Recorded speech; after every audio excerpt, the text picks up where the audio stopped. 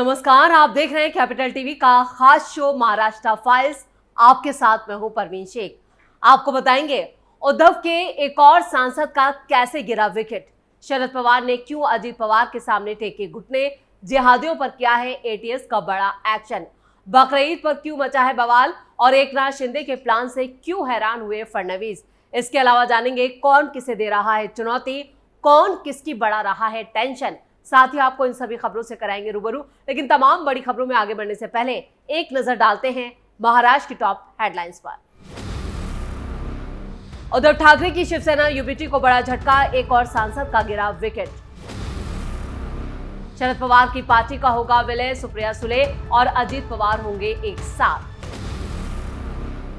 आतंकवाद से जुड़े मामले में महाराष्ट्र एटीएस की बड़ी कार्रवाई, ठाणे समेत कई ठिकानों पर दबिश, साकिब नाचन पर शिकंजा। महाराष्ट्र में बकरीद से पहले 5 दिन बंद रहेंगे पशु बाजार, विवाद के बीच मंत्री चंद्रशेखर बावनकुले ने फैसले का किया स्वागत।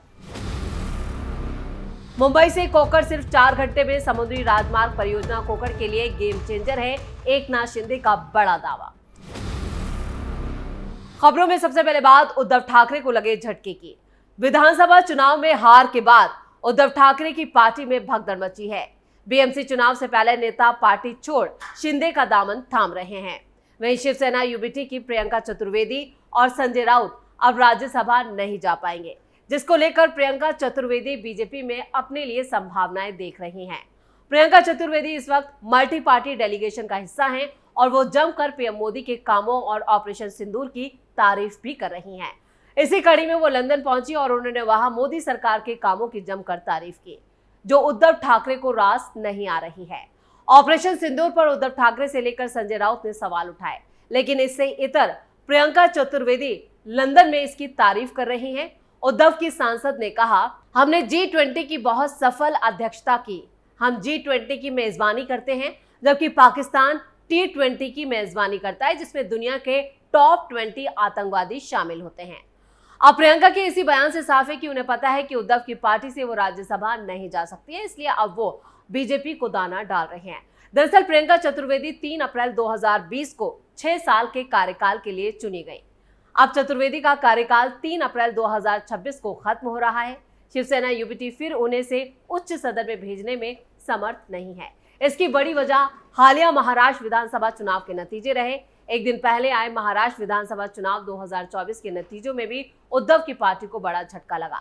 उनके विधायकों की संख्या पहले से काफी कम हो गई है, जिसकी वजह से इन नेताओं के राज्यसभा के लिए फिर से चुने जाने की संभावना बेहद कम हो गई है।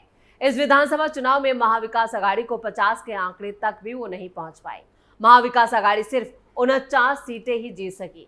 एमवी की इस विफलता के कारण प्रियंका चतुर्वेदी को अपने दम पर अगला राज्यसभा कार्यकाल भी नहीं मिलेगा। आमतौर पर महाराष्ट्र से राज्यसभा जाने के लिए 43 सीटों का कोटा तय है। इस लिहाज से पूरी महाविकास आघाड़ी मिलकर सिर्फ एक को ही राज्यसभा भेज सकती है, वो भी तब जब गठबंधन में किसी एक के नाम पर आम सहमति बन सके। महाराष्ट्र की 288 सदस्य विधानसभा के चुनाव नतीजों की घोषणा के बाद बीजेपी 132 सीटों के साथ सबसे बड़ी पार्टी है। दूसरे नंबर पर महायुति के साथ ही यानी शिवसेना एकनाथ शिंदे की पार्टी है। शिवसेना ने 57 सीटें जीती हैं। फिर है अजीत पवार की एनसीपी, जिसने 41 सीटों के साथ तीसरे नंबर पर जगह बनाई, और उसके बाद है शिवसेना यूबीटी, जिसने 20 सीटों पर जीत हासिल की, और उसके बाद कांग्रेस ने 16 सीटों पर और शरद पवार की पार्टी ने 10 सीटों पर ही जीत हासिल की। 2 सीटें समाजवादी पार्टी ने जीती। इसलिए अगले साल प्रियंका चतुर्वेदी का कार्यकाल खत्म हो रहा है, इसलिए वो अभी से राज्यसभा जाने की फील्डिंग लगा रही हैं। खबरों की माने तो Priyanka Chaturvedi multi party delegation से लौटने के बाद बीजेपी में भी शामिल हो सकती हैं। और खबरों में अब बात शरद पवार और अजीत पवार के पार्टी के विलय की। शरद पवार परिवार के सदस्य रोहित पवार ने एक बड़ा बयान दिया। उन्होंने अजीत पवार गुट के साथ विलय की बात कही। रोहित पवार ने कहा कि इस मुद्दे पर सुप्रिया सुले ही जवाब देंगे। रोहित पवार, जो कि शरद पवार के पुत्र हैं, उनके विलय की बातचीत के बारे में पूछा गया था। उन्होंने जवाब में कहा कि अंतिम निर्णय सुप्रिया सुले ही लेंगे। रोहित पवार ने कहा कि शरद पवार ने सुप्रिया को ये जिम्मेदारी सौंपी है। सुप्रिया सुले अभी विदेश में है। वो ऑपरेशन सिंदूर के लिए एक सर्वदलीय प्रतिनिधिमंडल के साथ गई हैं। वो 5 जून को लौटेंगी और उसके बाद हम सभी उनके विचारों यानी कि उनके फैसले का इंतजार करें। रोहित ने आगे कहा कि पार्टी नेताओं या विधायकों के बीच एनसीपी यानी अजीत गुट में विलय को लेकर अभी कोई चर्चा नहीं हुई है। उन्होंने ये भी संकेत दिया कि शरद पवार भले ही अजीत पवार गुट और बीजेपी के साथ गठबंधन का संकेत दे रहे हो, लेकिन इसमें अभी एक ट्विस्ट आ सकता है। रोहित पवार ने यह भी कहा कि कोई नहीं जानता कि पवार साहब के दिमाग में क्या चल रहा है। जब वो कोई फैसला लेते हैं तो वो अक्सर अप्रत्याशित यानी हैरान करने वाला होता है और पूरी तरह से सरप्राइज्ड होता है। अगर वो राजनीति के रूप में बोलते हैं तो कुछ अलग हो सकता है। आने वाले दिनों में क्या होगा ये उन पर निर्भर करेगा, लेकिन वो हमेशा लोगों के हित में ही फैसला लेंगे।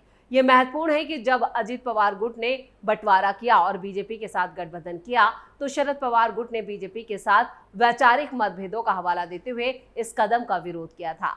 रोहित पवार के इस बयान से महाराष्ट्र की राजनीति में हलचल मची है। सभी की नजरें अब सुप्रिया सुले के लौटने और उनके बयान पर टिकी हैं। उनके बयान के बाद ही ये साफ हो पाएगा कि एनसीपी का भविष्य क्या होगा।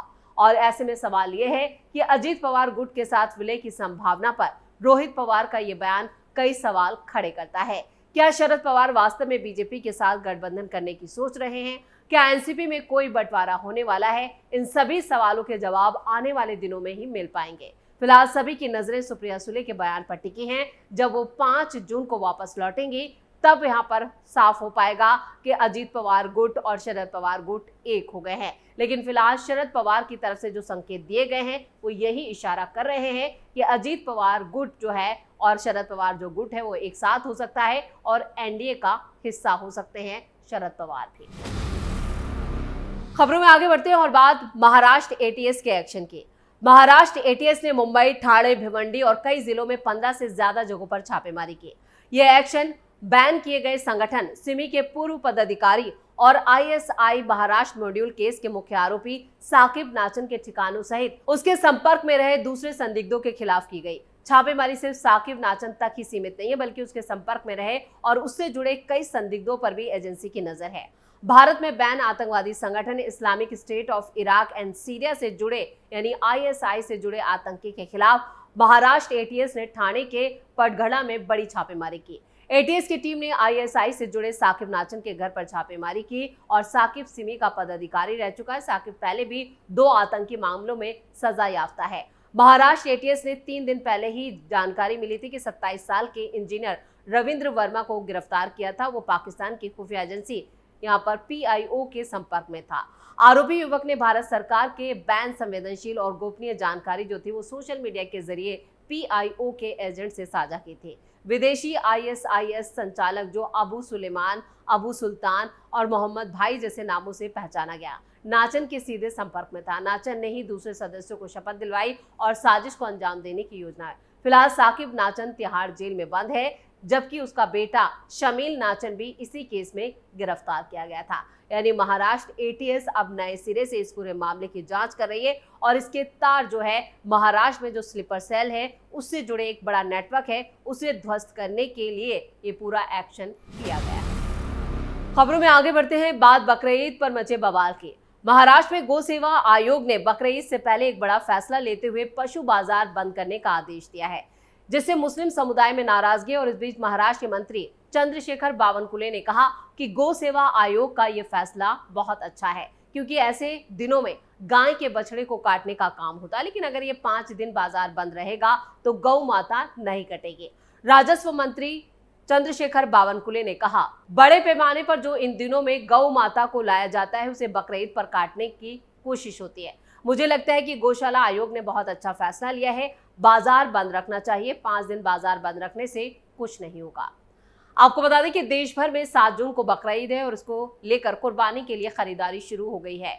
और एक रिपोर्ट के मुताबिक देसी गायों के कल्याण के लिए महाराष्ट्र गौ सेवा आयोग ने सभी कृषि उपज बाजार कमेटियों को 3 से 7 जून तक कोई भी पशु बाजार लगाने से मना कर दिया है। और इस कदम की मुस्लिम समुदाय के सदस्यों ने आलोचना की है। खासतौर से अबू आजमी से लेकर जितने भी मुस्लिम नेता हैं उन्होंने इस फैसले पर सवाल खड़े किए हैं। और खबरों के आखिर में बात एकनाथ शिंदे के बड़े बयान की। मुंबई से कोकर जाने वालों के लिए एक अच्छी खबर दी है। महाराष्ट्र के डिप्टी सीएम एकनाथ शिंदे ने यह जानकारी दी कि मुंबई और कोकर के बीच की दूरी सिर्फ 4 घंटों में पूरी की जा सकेगी। सरकार मुंबई कोकर समुद्री राजमार्ग परियोजना पर तेजी से काम कर रही है।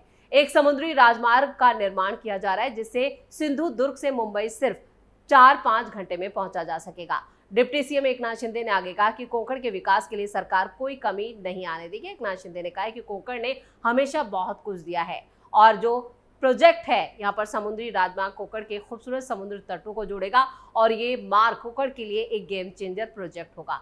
एकनाथ शिंदे ने बताया कि इस क्षेत्र में उद्योग पर्यटन विकास को बढ़ावा मिलेगा, किसानों को फायदा होगा, समय और ईंधन की भी बचत होगी। एकनाथ शिंदे ने यह भी कहा कि मुंबई सिंधु दुर्ग को जोड़ने वाले समुद्री राजमार्ग के विकास की योजना पर काम चल रहा है और ये बड़ा गेम चेंजर साबित होगा। तो इसी के साथ महाराष्ट्र फाइल्स में खबरों का सिलसिला यहीं खत्म करते हैं। बाकी खबरों के लिए आप जुड़े रहिए कैपिटल टीवी के साथ। वीडियो को लाइक करें, शेयर करें और कैपिटल टीवी को सब्सक्राइब जरूर करें।